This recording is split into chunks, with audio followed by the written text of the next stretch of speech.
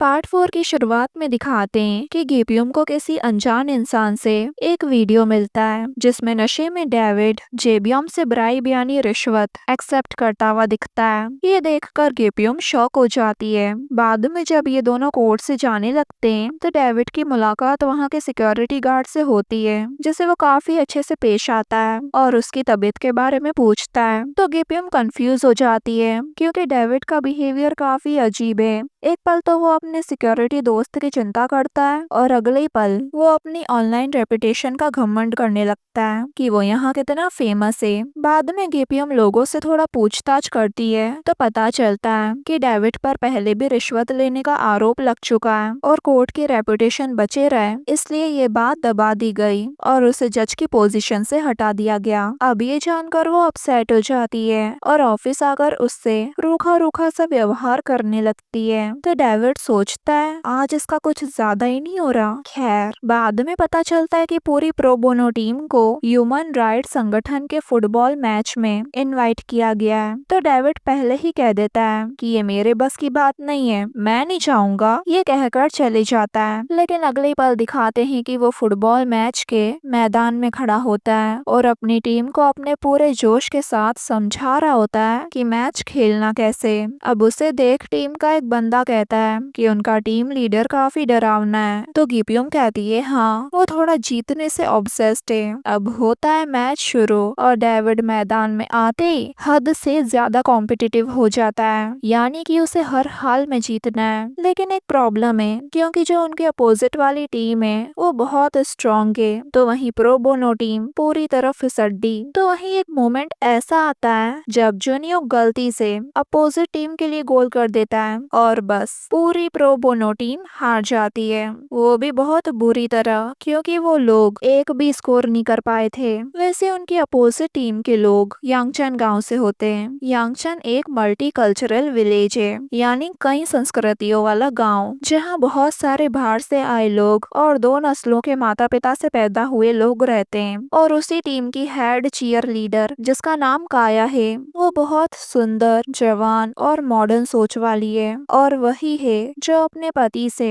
Divorce लेना चाहती है। और यही केस अब प्रो बोनो टीम के पास आया होता है। डेविड तो शुरू में ही उसका केस लेने से मना कर देता है क्योंकि उसे लगता है काया एक गोल्ड डिगर है और पैसों और अपने फायदे के लिए शादी करने वाली लड़की है जिसने सिर्फ साउथ कोरिया वीजा यानी कोरिया में रहने की परमिशन के लिए शादी की है। इवन उसे ये जानने के बाद भी फर्क नहीं पड़ता कि काया का पति बीमारी जैसी जलन, गालियां और अपमानजनक बातें और हर चीज पर कंट्रोल करने की आदत रखता है। अब रात को टीम डिनर के दौरान भी यही चर्चा हो रही होती है कि उन्हें काया का केस लेना चाहिए या नहीं। योंग से कहता है मैंने एक चीज नोटिस की कि काया जो ब्रांडेड कपड़े पहनती है वो असल में सस्ते नकली ब्रांड के हैं, यानी कि वो सही कह रही है कि वो ज्यादा अमीर नहीं है। अब गिब्यूम तो ये केस लेना चाहती थी लेकिन डेविड उसे हर एक रीजन देता है इस केस को न लेने का। तो गिब्यूम गुस्से में बीच में डेविड की रिश्वत वाली बात को ले आती है लेकिन इनडायरेक्टली। तो डेविड को पता नहीं चल पाता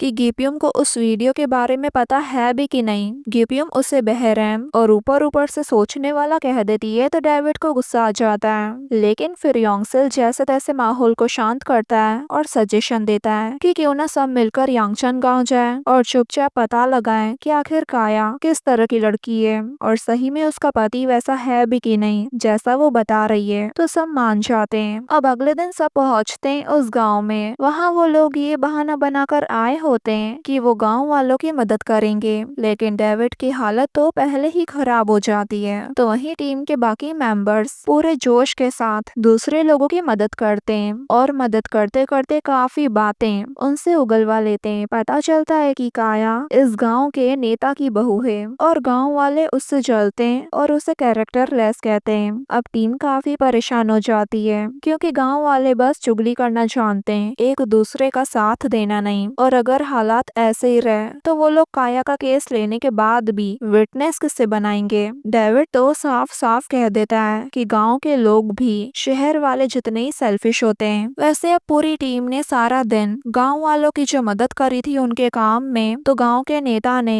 रात को पूरी टीम को डिनर पर इनवाइट करा होता है। वहाँ पता चलता है कि काया घर पर सिलाई करती है और खुद के कपड़े खुद ही सीलती है और उसका एक छोटा सा स्टूडियो भी है। तभी वहाँ उसका पति डोंगमिन आता है जो काया को देखते ही उसे गुड़िया की तरह पकड़कर इधर उधर करता है और वहाँ से जबरदस्ती ले जाता है कि चलो मेरे साथ खेलो, और अंदर जाते ही दरवाजा खिड़की वगैरह सब बंद कर देता है। ये देख पूरी टीम काया के लिए डर जाती है कि पता नहीं अंदर क्या हो रहा होगा। तो वहीं गवर्नर चो यानी काया के फादर इन लॉ कहते हैं डरने की जरूरत नहीं है, मेरा बेटा जरूरत से ज्यादा हक जताने वाला इंसान है। दरअसल बचपन में दिमाग पर चोट लगने की वजह से वो मानसिक रूप से थोड़ा कमजोर है, पर वो काया से बहुत प्यार करता है। इसी दौरान डेविड को ये भी पता चलता है कि काया के फादर इन लॉ की पहुंच बहुत दूर तक है, यानी उनके कोर्ट के काफी जजेस से जान पहचान है। खैर डिनर के बाद टीम गांव से वापस लौटने लगती है। लौटते समय गीपियम डेविड से पूछती है क्या उसका गांव भी सेल्फिश था, तो डेविड बताता है कि कानून आम आदमी के पक्ष में नहीं होता, सिर्फ अमीरों के पक्ष में होता है। फ्लैशबैक में दिखाते हैं कि उसकी माँ के पास कंपनी पर केस करने के पैसे नहीं थे, जबकि कंपनी की वजह से उसकी माँ का हाथ चले गया था। प्रेजेंट में गीपियम डेविड की बात का जवाब देते हुए कहती है कि अब जब वो अमीर और पावरफुल है तो उसे आम आदमी के हक में लड़ने वाला बनना चाहिए, और अब यही बात उसे काया का केस लेने के लिए मजबूर कर देती है।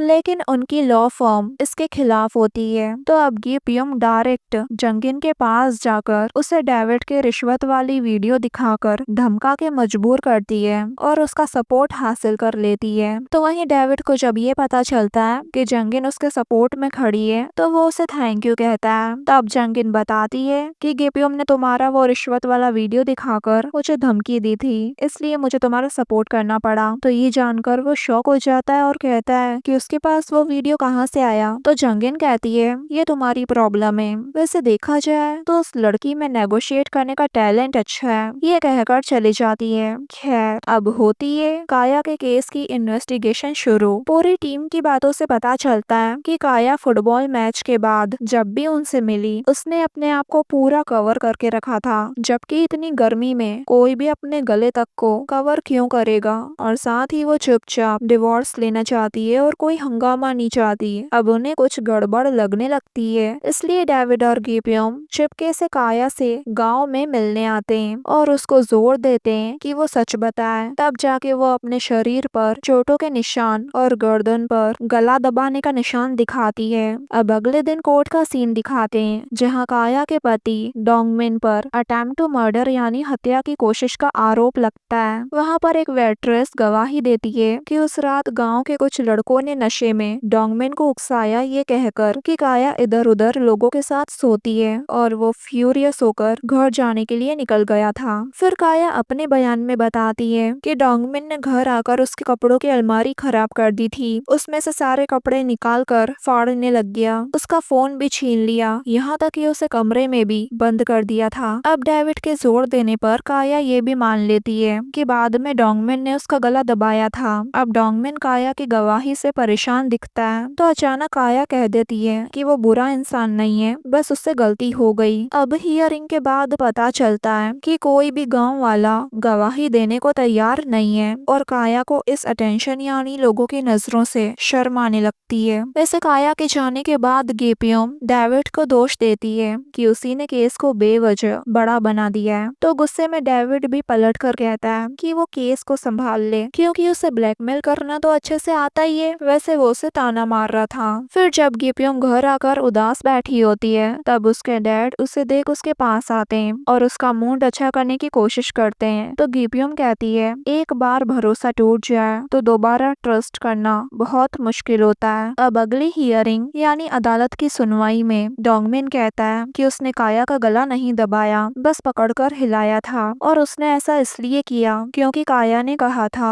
कि वो उसे छोड़कर जा रही है। फिर डोंगमिन की मॉम गवाही देने आती है और गुस्से में कहती है कि काया का यहाँ रुकने का कोई इरादा नहीं था, इवन वो प्रेग्नेंट तक नहीं होना चाहती थी, और वो मेरे मासूम से बेटे को झूठे आरोप में फंसा रही है। और उनकी बात तब सही लगती है जब गांव का लोकल फार्मिस्ट गवाही देने आता है और बताता है कि इंसिडेंट के बाद काया बर्थ कंट्रोल पिल्स लेने मेरे पास आई थी। इसलिए अब सबकी गवाही के बाद डोंगमिन का डिफेंस लॉयर ये नतीजा निकालता है कि काया के गले पर जो मार्क्स मार्क्स हैं वो नकली हैं जो उसने खुद ने बनाए। लेकिन प्रोबोनो टीम के पास अभी भी एक आखिरी उम्मीद बाकी है, जो कि है विलेज का हेड। और सही टाइम पर योंगसिल उसे वहाँ पर लेके आता है। फ्लैशबैक में दिखाते हैं कि योंगसिल ने उसे गवाही देने के लिए मना लिया था। अब विलेज का हेड गवाही देता है कि डोंगमिन उस रात काया को अपनी पीठ पर उठाकर भागते हुए एनिमल हॉस्पिटल ले गया था। वो बेहोश थी, उसके पास फोटो भी है, क्योंकि काया के गले के निशान बहुत गहरे लग रहे थे। दरअसल एनिमल हॉस्पिटल इस विलेज हेड का ही होता है। वैसे अब केस बिल्कुल क्लियर था, लेकिन तभी डेविड डोंगमिन की तरफ देख ये नोटिस करता है कि वो लेफ्ट हैंडेड है। और तब वो कोर्ट में अचानक उठकर ब्रेक मांगता है और काया को चर्च में ले जाकर सीधा सवाल करता है कि निशान राइट हैंड से बने तुम्हारे गले पर, जबकि डोंगमिन लेफ्ट हैंडेड है और तुमने मॉर्निंग आफ्टर पिल्स यानी इमरजेंसी प्रेगनेंसी रोकने की दवा खरीदी थी, ना कि बर्थ कंट्रोल। और उस दिन कमरे के लॉक्स इसलिए थे ना ताकि कोई अंदर ना आ सके। और सभी गांव वालों के मुंह से हमने सिर्फ डोंगमिन की तारीफ ही सुनी है। वो रात को 3 किलोमीटर तुम्हें अपनी बैग पे उठा के दौड़ा है ताकि तुम्हारी जान बचा सके। तो इतना अच्छा इंसान अपनी वाइफ को ऐसे निशान कैसे दे सकता है? आखिर तुम झूठ क्यों बोल रही हो? आखिर क्या हुआ था उस रात? तुम्हारी सास तो उस दिन अपने दोस्तों के साथ ट्रिप पर गई थी, तुम्हारा पति ड्रिंक करने गया था। तो फिर ये कहते कहते रुक जाता है और खुद ही समझ जाता है कि आखिर हुआ क्या था उस रात काया के साथ। और अब काया रोने लगती है। तो डेविड की थ्योरी सही साबित होती है कि मतलब काया के फादर इन लॉ ने काया का रेप किया था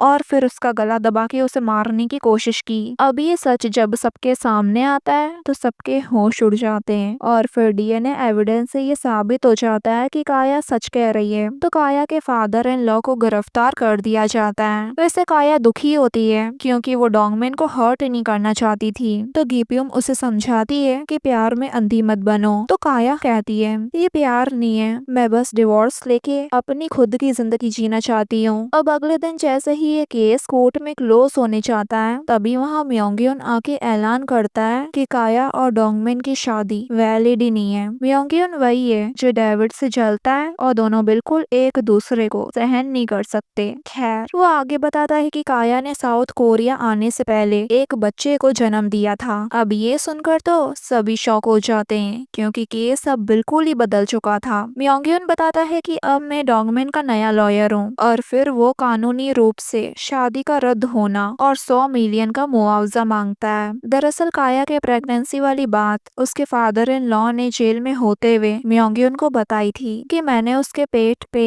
प्रेगनेंसी के निशान देखे थे। खैर प्रेजेंट में आते हैं और म्योंगयन ने अचानक आके डेविड और गीपियम पर जो बम फोड़ा है उस वजह से वो दोनों पैनिक में आ जाते हैं, क्योंकि अब इस वजह से काया का वीजा कैंसिल हो सकता है और उसे कोरिया से बाहर भेजा जा सकता है। और इसी मोमेंट पर ये पार्ट पूरा होता है गाइस।